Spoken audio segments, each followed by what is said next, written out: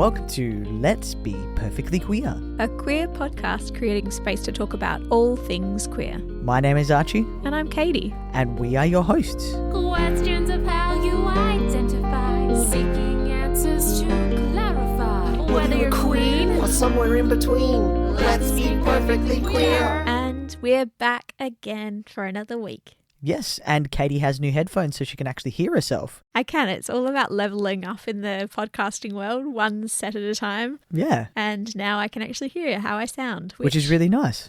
I don't know if it is. It's going to be really nice when I edit, so then you're going to be at the same level. I'm not constantly putting you up and down and jiggling all around. A little bit of hokey pokey here and there. Exactly. Yeah. So what have we been up to? Sick. I feel like it's the year of sickness. It's not the year of sickness. It's just the sickness of... It's this time of the year of sickness. Do you want to say that again? No, I don't. Okay. I want everyone to hear my ramblings. Yeah, so Katie is getting over COVID. It is day 7. 7 today. Yeah.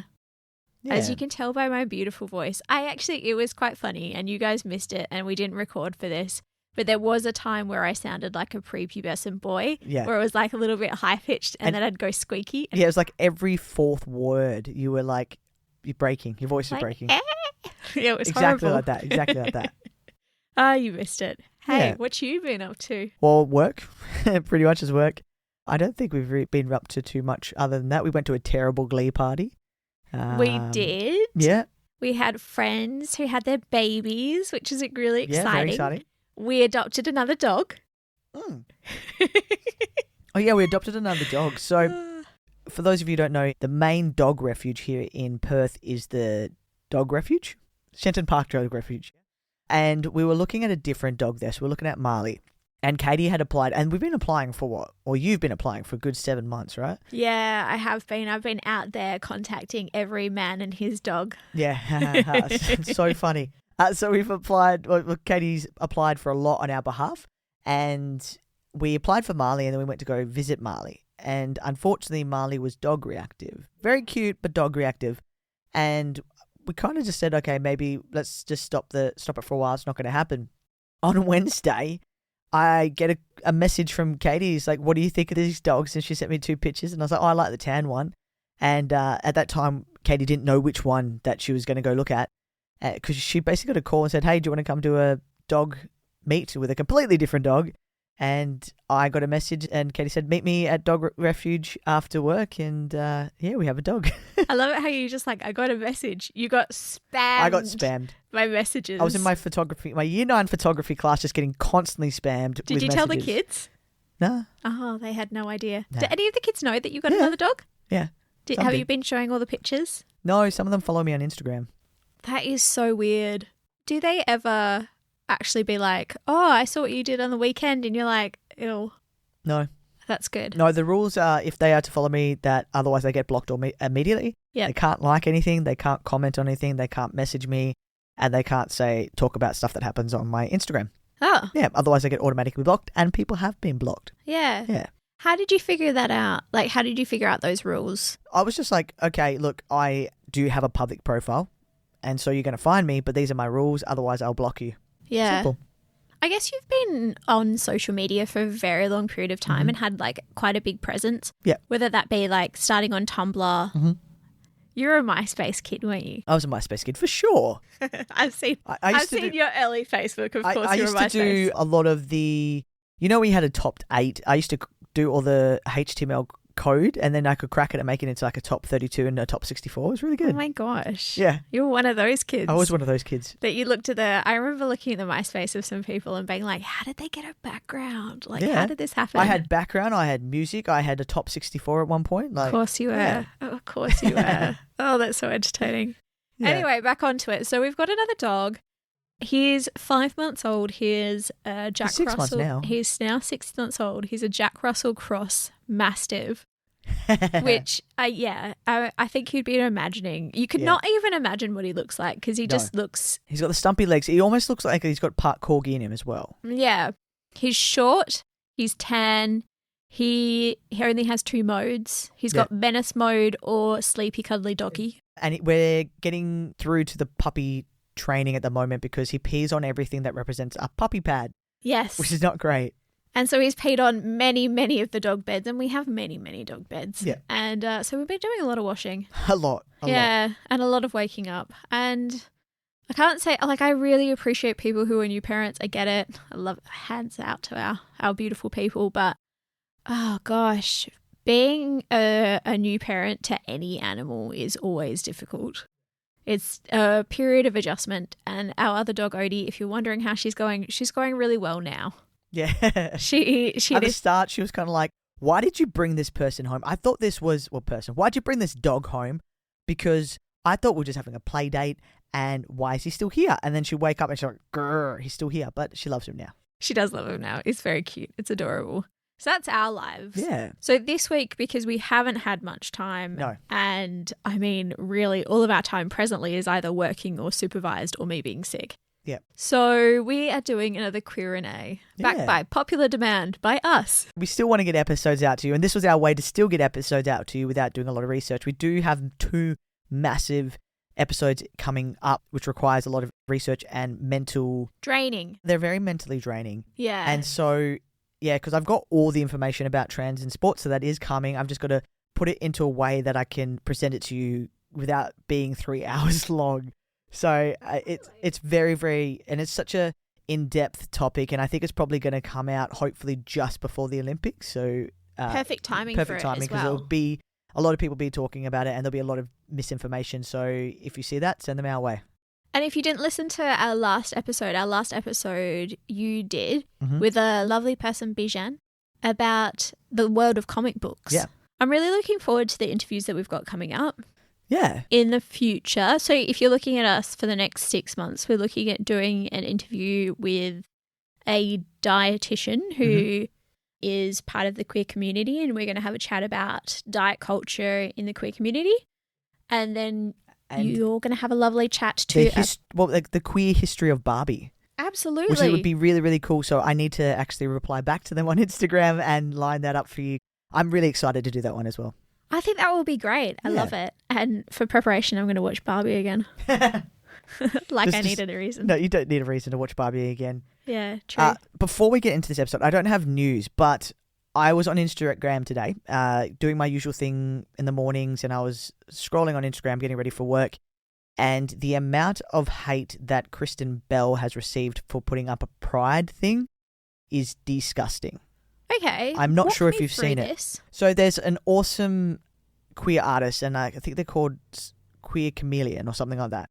And they do these little shorts, these little videos, and it's got 2 chameleons and little memes and stuff. I love that. Yeah, they're it's awesome. beautiful. I've and seen I love them. Yeah. So she shared one of their videos, okay? And the amount of hate that it has got because she did Happy Pride Month.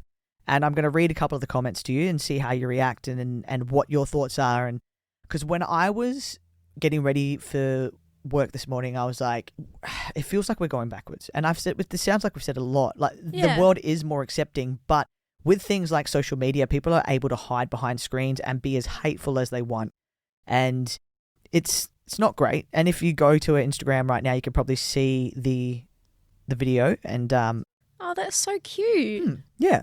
Oh, I don't understand why people would find an issue with this. And I'm going to read some of the comments. So do you want to explain what the video is before I keep going? So basically it's like a little chameleon that's popping out of the shell that is multicolored, and it's got all these other chameleons around it while it's sitting on there. And it's basically saying we all grow up as ourselves and we don't pick which part of ourselves, and you basically have to be truly authentic, and we should protect that. Yeah. Is the summary I would give. And it's really beautiful and positive, and actually doesn't say anything about the queer community apart from the fact that the chameleon is colourful. I think in the comments it says Happy Pride Month or something like that. So, first comment that caught my eye was, these comments are why we need Pride Month. And from some of the hateful comments on this one, under this one was, why your generation is a failed one. And let's unpack that for a second. Yeah. That's why your generation is a failed one. It's that whole notion of older generations thinking, the woke generation, and that we're ruining ruining everything and all that kind of stuff. And I think that's where it comes from, because the world is so PC. I think that's where that comment has stemmed from, but I can't be sure. But yeah. It's so weird, because as if the world was so great previously when everyone was calling each other gay slurs or and beating racial each slurs other and racial slurs and you know, people and misogynistic and feminist and stuff punching people to a pulp as a form of bullying, right. and like how is that a better world? How is that a better world? I don't get it. But 11 people liked that comment. Oh, well. 120 liked the one about these comments are why we need Pride Month. But 11 people actually liked that. This was this morning, so it could have changed. Another one said, that's not how Mother Nature works. That's not how reality works. That's what you want to work in your make-believe land. What do you mean that's not how nature works? Have they not realised that there are gay animals everywhere? What about the famous gay penguins? What about our dogs? What about seahorses? Yeah, absolutely. What about fish who change their genders? Mm-hmm. Like, there are so many things. There are so many out there animals out there who are queer. Yeah. That's exactly how nature works. We're going against nature. Maybe get with the program, bruh. Bruh. But there's also several comments about, God, I'm unfollowing and I'm unfollowing you now, that kind of thing. And this one made me laugh. Here's one. Stop stealing the rainbow from Christians. What do you mean the rainbow from Christians? What, like when the, oh gosh, I'm such a bad Christian. Was it meant to be like Noah's Ark and then after the storms there was a rainbow? Is that what it is? I'm not sure, but you couldn't actually go on to their comment afterwards. So I think they've been embarrassed and they've deleted it. And also, like, how do Christians govern the rainbow? I have no idea, but yeah, there's a lot of comments about it actually. It's just saying it's so annoying that they stole the rainbow flag and looking on Google. So maybe we need to look into the history of the rainbow and when did the LGBT community adopt it. I think something to look at. But yeah, I thought that was a weird comment and 11 people didn't like that. Disappointed? Dang, we love you guys, but this is disappointing to see you jabbing people's parenting knowing nothing about it. Kristen Bell thought of you better than this, probably going to unfollow. What do you mean jabbing people's parenting? Because it's not jabbing people's parenting, it's supporting. It's just basically actually just supporting your children. Right? It's just, hey, you're going to love your children no matter what. And seeing some of the comments and seeing people, you know, several people who've recently got married or are going to get married and their families won't be there to support them. Yeah. Because they don't believe in it and they can't support their child. And in a world that's 2024 and people keep asking, why do we have Pride Month? And we will probably keep saying this every year. This is why we have Pride Month. Yeah, totally. This is a good one. Love this. Love to our LGBTQIA plus friends and family far and wide. Mother Nature made you just as wonderful as anyone else and stronger. Yeah. Damn straight. Under that, of course, there's always hate. Every beautiful comment, there's hate. That people just couldn't leave it alone. There is. Leave it alone, sorry. That's interesting because the T in LGBTQ flies directly in the face of Mother Nature. People are telling children they were born in the wrong body and need medical intervention. That's not nature. Wow. Yeah. I don't even know how to respond to that. I don't think there is an adequate response to that because, first of all, there is trans in nature. There's intersex in nature. Yeah. This all comes from the misinformation and the lies and all the campaigns that's been coming directly from America and has gone to the UK and isn't creeping into Australia. So remember, she is a huge American artist as an actress, and obviously her fan base is mainly Americans with some people in the rest of the world. So if you think about that, and, you know, she does kind of portray the ideal American girl. Yeah. That her and Dax Shepard and that ideal family unit. That's what they kind of think. You know, what do you call it? The Gold family or whatever, that kind of stuff. And so when she posts something that's beautiful as this, that actually goes against someone else's beliefs of what they think she is, it kind of gives a bit of a shock. Like, oh, you're not like us. Because there's a lot of Christians who are commenting and a lot of people of different faiths who are commenting. I wonder why she did this, why she felt the need to do this. Because you know how after, is it Armchair Expert with Jonathan from Queer Eye? Oh, that was a terrible episode. And how horrible it was and how it was perceived to be even worse before it was cut. Yeah. I wonder if this is from her manager and her team. This is a publicity kind of thing to kind of band-aid over what that situation was. It could be, because a lot of the time the actresses and actors don't actually control their own Facebooks. It's done by a whole media marketing team, so it could be. Because that after that came out, I unfollowed straight a Dax Shepard That was poor press. podcast. I was Yeah. like, that's disgusting. And I thought, you're better than that. And yeah, But it could be. The fact that it wasn't highlighted through the editing as well, how problematic it was. Yes. Like, if you're making someone cry or feel uncomfortable to the level that they're evidently distraught in an interview, Yeah. and you're not looking at yourself, it makes me feel really uncomfortable and gives me such an icky, disgusting feeling. It could be, we don't know, but it could be a media kind of cover up. There's a couple more comments before. I've got a few. There's a lot on here, but these are the ones that really stuck out to me. Someone else was like, every detransitioner and person who have left a gay lifestyle would disagree with you. So that was in regards to, Mother Nature. Yeah. And obviously it's because of those detransition documentaries and things and that kind of stuff. But then someone did say in support, detransitioners make up a tiny percentage of trans people, and their reasoning for detransitioning are mostly because society still didn't accept them for who they are and made them targets for violence and discrimination. Yeah. I mean, yeah, like you mentioned, we have talked about this before, that the percentage of people who detransition or regret transitioning, I think is like 3%. Yeah. Well, it was like something that was minuscule. It was ridiculously small, and which was less than any other surgery that is performed. Yes. So I like that kind of combats that whole topic of the amount of people detransitioning. But people don't look into why, and majority of the time it's not regret. Yeah. It is because of society and the acceptance of them, and so people forget that's fact. I've got to say, being gay is not for the faint-hearted. No. And so it's quite funny, when people can wear rainbows and wear pride stuff and not feel threatened. Because even though we have this podcast, sometimes I'm scared to wear our merch. Yeah.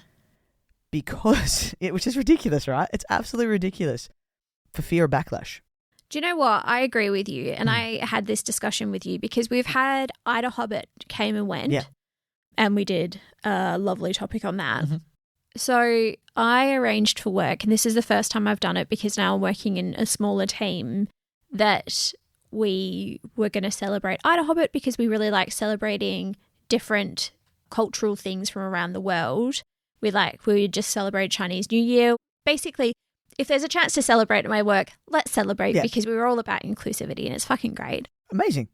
And so I organised, and my boss helped me organise our celebration for Ida Hobbit. And I've got to say, and I discussed this with you a couple of days coming up to it and even on the day, is how nervous I was about celebrating this and what kind of backlash or what kind of reactions I would get from both my patients, because I work with a lot older patients, that most of them are geriatrics, as well as the different staff, because the amount of homophobia I've experienced at work is quite significant in the past.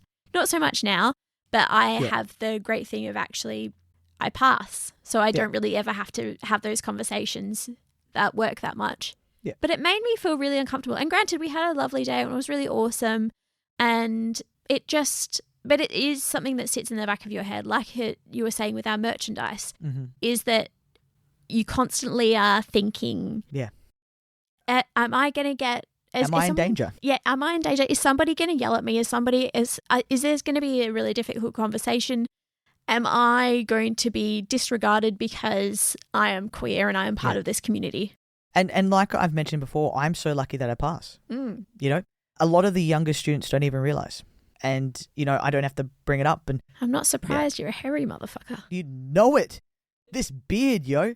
A couple more, and I'm going to leave the worst one till last. Gosh. These two are probably the worst out of each of all the comments. So buckle up your seatbelts and maybe sit down because these aren't great. If you're driving, maybe pull over. Jeffrey Dahmer said the exact same thing. All of this is mental health problems that we are turning our back towards so we don't offend, in quotation, anyone. Help the kids, don't just agree with them. Jeffrey Dahmer? Yeah, Jeffrey Dahmer. As in the murderer? Yeah. This is the worst comment I saw, but 6 people also liked this comment. Okay. Imagine you swapped out homosexuality for pedophilia. Still okay? Well, obviously not, because it's pedophilia. Right? But on something that's pride, it's that whole notion of people saying that pedophiles should be with the LGBTQIA community. I don't know where that's come from, but the fact that it's like, what are you on about? What do you mean pedophiles? Why would you put even why? It just doesn't make any sense. It's it's honestly like saying if somebody likes having sex with people who are hairy, it's like they like bestiality. Yeah. But not even because it's even worse than that. And so then someone underneath commented, why would anyone be okay with that? And they responded, they say they were born that way and that is their sexual preference. Where do we draw the line of what is appropriate and what is not? To what standard are we holding? What is right or wrong? Well, I mean, evidently he doesn't know what's appropriate and what's not. Evidently this person doesn't know what's appropriate. She's also a life coach. So, yeah. And, so waking up first thing this morning, and it is Pride Month, and I'm trying to organise doing some Pride events with some of the students at school, and it's just, wow, and I'm an adult, and I can take this on the chin. Yeah. Imagine being a kid. Yeah. Imagine waking up and seeing literally hundreds and hundreds of comments about you being less than, and saying people... The same as a pedophile. Right? This is why we do Pride Month, and, this is why we have events and people promoting and whatnot, because sometimes it's the only time that some of us feel safe. Well, that's the whole thing is we just want to feel safe to live our lives. That's the only thing. That's what we're fighting for. Right? Not hard. Check on some of your queer mates this month and just make sure they're okay. And if you do have a young child or a young person in your family, maybe just check in and see if they're okay and maybe get them off social media. I know that there was, I think it's in either is it Australia? There's a country that I was looking at recently that are going to make social media, you must be 16 and over. Oh, really? Yep. How would they, what's the word? Not guidance. I don't know, because Facebook was supposed to be 16 and over, and then it used to be 16 and over, and everybody used to just put a fake birth date in. It's exactly like Japan, right? When you go to Japan and you're buying alcohol and it says, are you over 21? And you just click the button and then you can buy your alcohol. Yeah, that's so true. Yeah. So why? How? They couldn't. I don't know. But what they used to do on Facebook is if you did know a kid was under the age of 16, you could report it. Oh, really? So it might be, if someone finds it or like a relative finds it, then they'll report it. I'm not sure if that's... It would be so hard to actually govern that, though, because if you think about it, they'd be like, oh, they look... Because do you know how some 16-year-olds these days look like they're 21? Yeah, maybe a family member or a friend, like an older, someone who would find it or... And how would they dispute it? Show us your driver's license. Send us a picture of your driver's license. Like proof of age. Imagine the amount of fraud that would end up happening. We just watched the Ashley Madison documentary. Oh, that was so interesting. And it was so interesting. Have a watch of that. I didn't realise it was still going today. We both didn't realise that it was a dating website for adultery. We just thought it was like one of those random late night things that used to be on it, like, what is it, after 12? And when you had 3 channels in the country. And then it was just like the same things rotated over and over and over. Yeah. I literally just thought it was like hot singles in your area. Yeah. That kind of thing. Yeah. But no. Talking about hot singles in your area. Me? No, I'm not single. So I remember this one time I was staying up late and I was at my Auntie Kathy's house and we were watching, everybody was asleep and I was awake and then I had to wake up everybody because, the hot singles in the area. Yeah. That was someone we used to do karate with. Don't even it. We were like, oh my God, that's thick. And I was like, wake them up. And they're like, it is too. How do you even get on that? You would have to be paid to do a modelling agency, surely. I know she moved to Perth for modelling, so it's probably something to do with that. But isn't it, when it says hot singles in your area, isn't it just like a phone line? Yeah, but she'd just be an actress. Yeah. It'd just be an actress, like, hey, we want to pay you for this ad. Oh, gosh. Yeah. It was so interesting. But, at 2:00 in the morning, I was like, hey, I know that person. Anyway. So, shall we get on to the Queer Renee? Queer Renee. Queer Renee. How does da da da da da, Queer Renee. Da da. All right, Queer Renee, everyone. Do you have any Queer Renee? I was looking through and I have not found anything that's appropriate for I've got some. It's always me. It's fine. Yeah. I do all the hard work around here. Yeah, I mean, you're not wrong. You're not wrong. But secondly, whenever I ask you questions, you're just like, oh, this is difficult. I don't want to answer these questions. Number 1, if you have a dead name and a good relationship with your parents, do you ever worry about them being hurt over the rejection of the name they chose for you? Would you be worried? Would I be worried? Yeah. If I was trans or if I was wanting to identify as something that's not my chosen name? I think it all depends about your relationship with your parents. Yeah. And if you are, if your current name or your name assigned at birth is something that's causing you dysphoria and you're needing to change it, if you've got parents who are supportive of you, they are always going to support you. Yeah. if you've got parents who are unsupportive of you, they're always going to be unsupportive of you. I think that you can't change other people's reactions. No. You can only change yourself. And if it's something that's going to cause you more trauma by going by the same name that you were assigned as birth, then why does other people's opinions matter? It shouldn't. And the thing is as well, if you're thinking about it, I knew someone, I think by the time I was 16, that just changed their name 4 times. They just did. See, I always think about that because I'm like, you know, when you're a kid and you're just like, I want to change my name to blah, blah. So some people are just very, very indecisive. My dead name, I spoke to my mum about it because mum was the one who named us. Yeah. And I said, hey, this is what I would like my name to be now. And what would you like my middle name to be? Would you like it to be the name that you gave me or the name that you were going to give me if I was a boy? Yeah. Or if I was born a boy? Yeah, so that's why. What was she going to call you? They were biblical names. Of course it was. Your mum has such weird choices of names. I want to say one was Dorian and one was Jacob or something like that. Something like that. Dorian as in like the frame and he never ages. He has a photo, like a I have no idea. I just thought. Dorian Grey? Oh gosh, you're not in the right. No idea. But I was just thinking like if had I been Dorian, I could have been called Dory. It would have been great. Dory? Yeah. Oh, it'd suit you with ADHD. You know it. Yeah, so that's Jacob.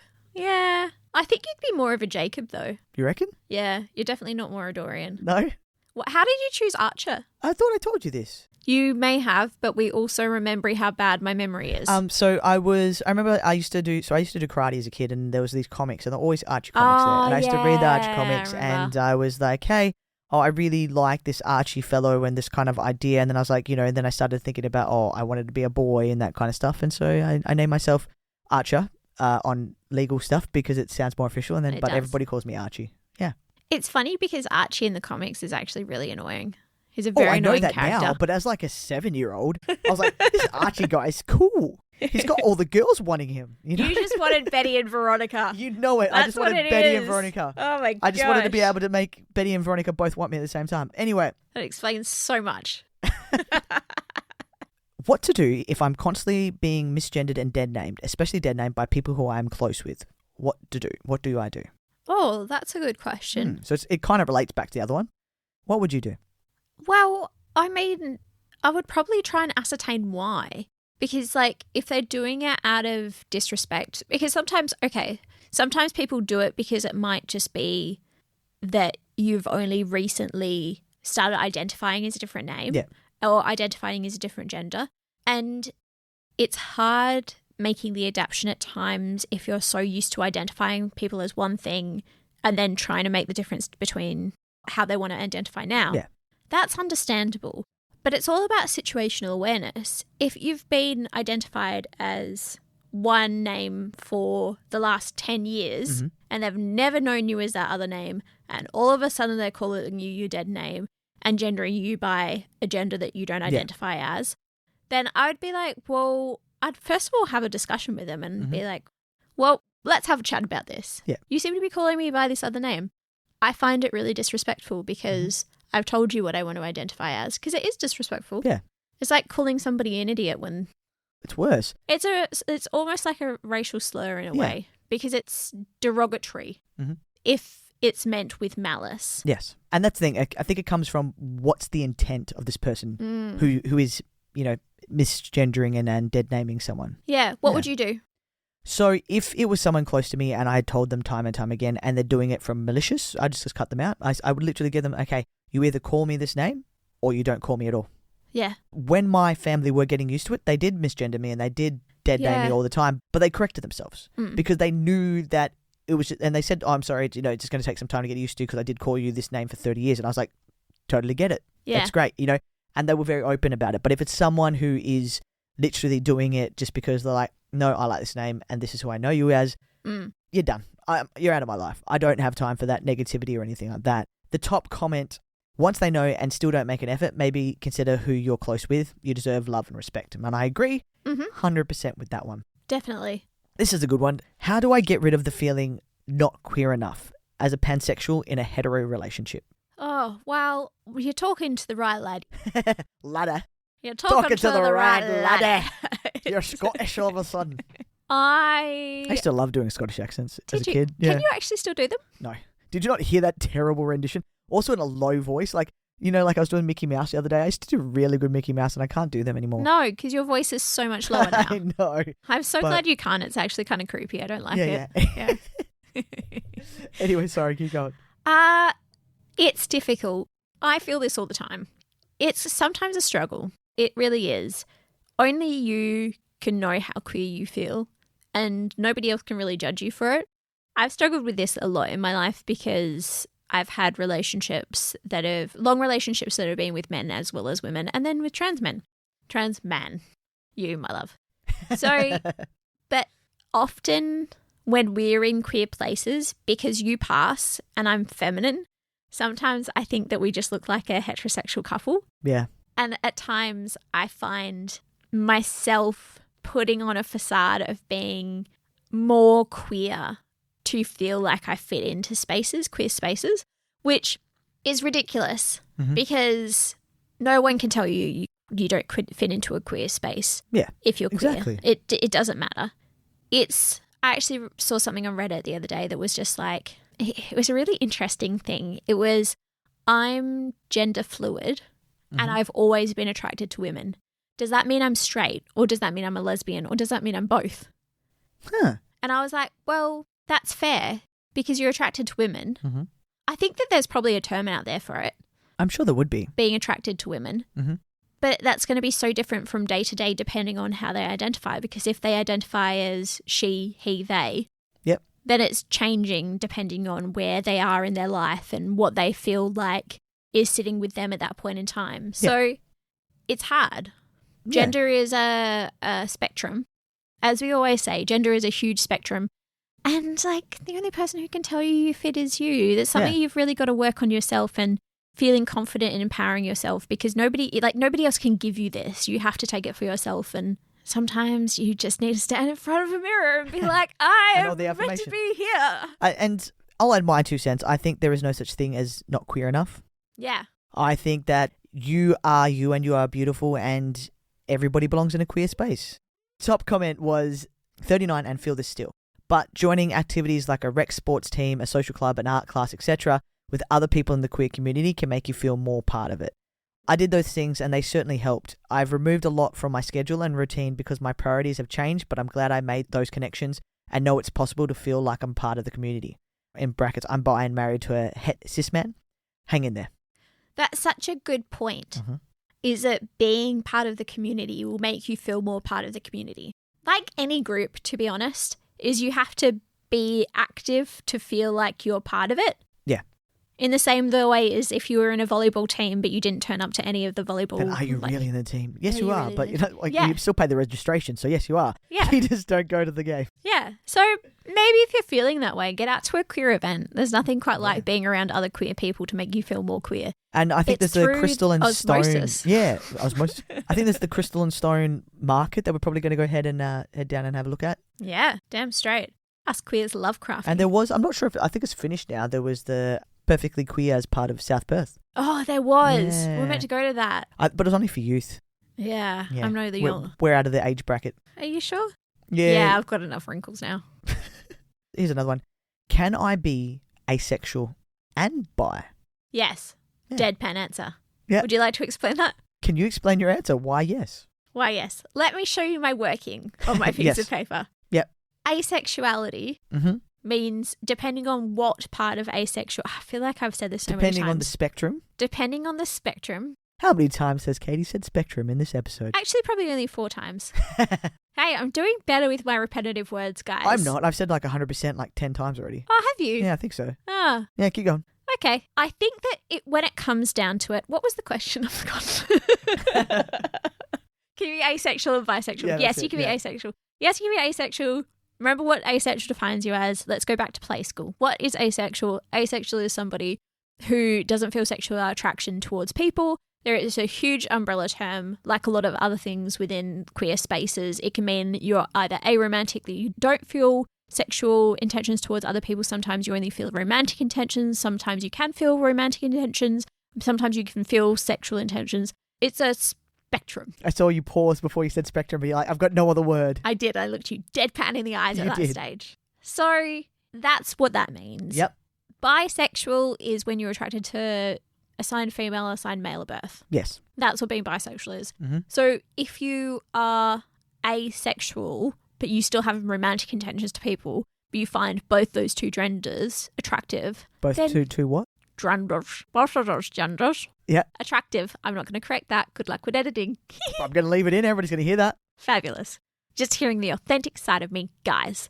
Yep. So you can be asexual and bisexual at the same time. I wish we were recording this. I'm like poking eyes into the sky. She's like viciously poking her, like, Two you know how you fingers. do like the peace sign or bunny ears? Like she's literally like viciously like vipering them at the air right now. No, we will get back to videos, but they're just so much work and I haven't done it. No, honestly. Yeah. I would prefer to sit here in my tracky dacks and you guys not see me. Yeah, we don't actually have to put in effort when we No. do it Do you know how much makeup I put on for you guys? You have no idea. I try and zhuzh myself up, even though it doesn't look like it because I'm not a zhuzh lady. Yeah. I do it for you guys because I love you. The top comment was yes. See, I told you. That's what I said. All right, last question before we finish. Yes. Are we all obsessed with either sharks or dinosaurs or both? As the queer community, are we all obsessed with either sharks or dinosaurs or both? What would you choose if Dinosaurs. Yeah, I mean, I've literally just spent the weekend making little polymer dinosaurs. I fucking love dinosaurs. When did your love from dinosaurs start? As a kid, I used to literally, those really old dinosaurs, like the really hard ones, and you could put your finger in it and you could like walk around. Yeah, I love them. I was obsessed with them, and I was obsessed with the Land Before Time. Like Land Before Time, I think we had a VHS, and I literally played that VHS to death. Yeah. I love Land Before Time, and that's when I became obsessed with dinosaurs. And I think the first time when I came to Perth and I saw the museum and I saw dinosaur bones, I was like, it's a dinosaur. I love dinosaurs, always have. You don't have any dinosaur tattoos? No, because I don't know which one. I don't know yet. I was going to get one, like a little one, but I don't know. What would you, if you had a top 3 of what would you get? What would you get? I would get Stegosaurus. Yeah. A T-Rex. Yeah. And would you do the stereotypical Diplodocus with a long neck? No. Or the one, is it a Brachiosaurus? The one that have the spiky bits? I would do the And Brachiosaurus. the spiky tail? Yeah. Yeah, they're pretty cool, aren't they? Those would be the 3 that I do. When I was a kid, I used to know so much about dinosaurs and be obsessed with them. I just love dinosaurs, and I really love cartoony dinosaurs as well. That's really cute. I used to have like the dinosaur books and Land Before Time stuff, and I used to have dinosaur stickers and all that thing. I think yes, we are all, but I think we're more obsessed with dinosaurs. I think as a queer community. What do you reckon? Are we obsessed with sharks? I don't know. What do you reckon? I've never seen somebody obsessed with a shark. Maybe it's because we live. Okay. I would love to know if this question is based in Australia or in America, because I feel like a lot of queer people are obsessed with sea creatures in general. Mm-hmm. Have you noticed that? A lot of the whale tattoos and a lot of like wave-based tattoos. I see that a lot in the queer community. But is that not just like what was popular at the time, society-wise? Because I've seen a lot of whale tattoos. Dugongs. Maybe there's just a lot of gay people out there. Maybe. And I it's would just like love that. The international symbol of gay. Get a dugong on you. Oh my gosh, you should make an ad. Get a dugong in you. On you. Not in you. People said yes, Ace here with an interest in dinosaurs, frogs, and planets. I would agree with planets as well. Oh, well. Dinosaurs and planets. I think if you were only to choose 2, and that we had the 3 choices of sharks, dinosaurs, and planets, I would go dinosaurs and planets. Yeah, I agree with you, because there's that stereotypical thing that queer women, lesbians, are obsessed with astrology. Astrology, and with the what's the thing with Cosmos? the Pisces and the it's astrology. Yeah, I was just waiting for your brain to compute that.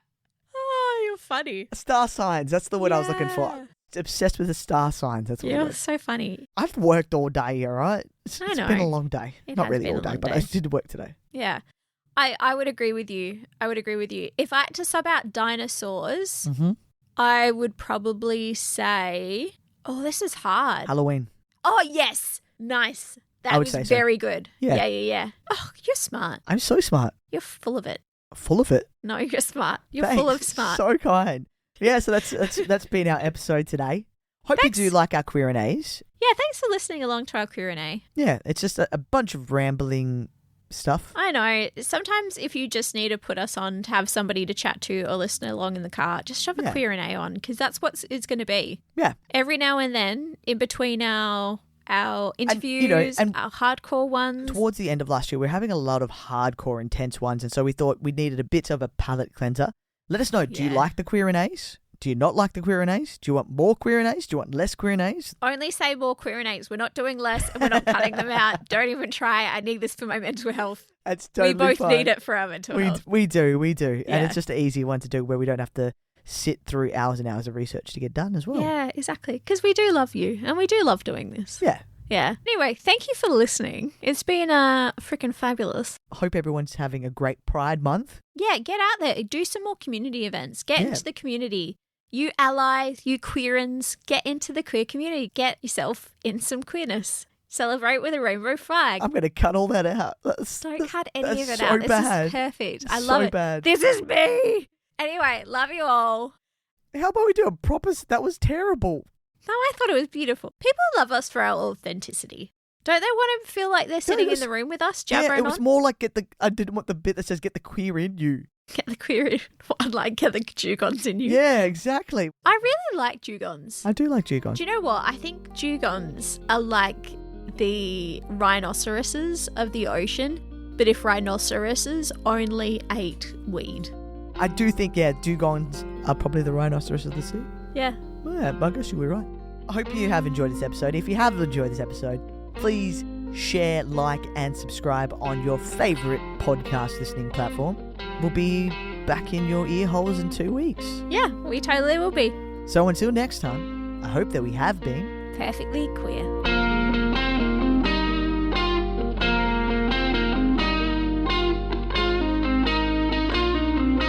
Let's be perfectly